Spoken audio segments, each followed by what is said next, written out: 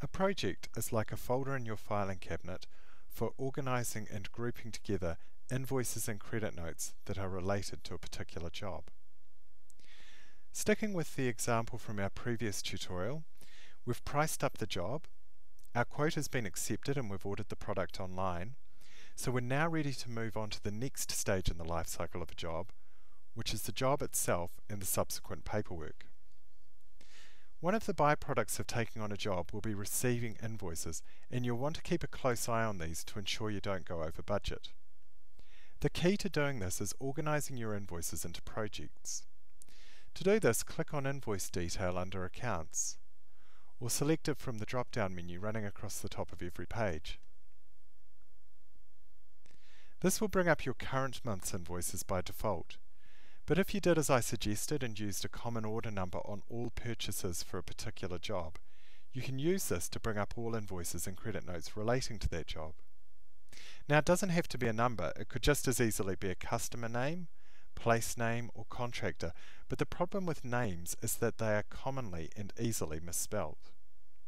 Consider, for example, the name Johnson, which can be spelled in a variety of different ways. So in order to return all of them, you need to enter something common to them all, namely the letters JOH. So to do this, I enter JOH into the order number field and click the Go button. And you'll notice it returns all invoices and credit notes containing the letters JOH in the order number field, which picks up the spelling Johnson, the spelling Johnstone, and the spelling Johnston.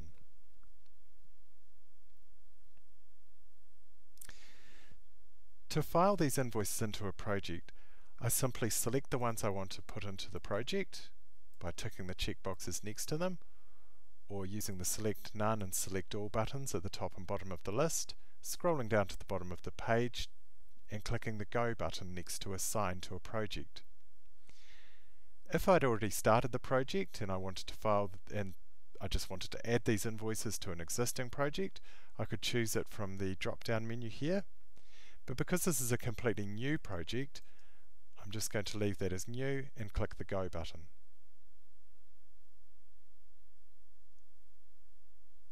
Once you click Go, a project icon will appear next to all of the invoices that have been added to the project. To view your project, click on Projects under Accounts. This will take you to the page displaying your current list of projects, where you'll see your newly created project and the date and time it was created. To open this, click on the Edit icon next to it. This will open a form which is essentially the Index tab on the folder in your filing cabinet. In here, I'm going to put a name for the project, which will be Johnson Job, the status, which will be complete, the project number, which is in fact letters, JOH, and the client.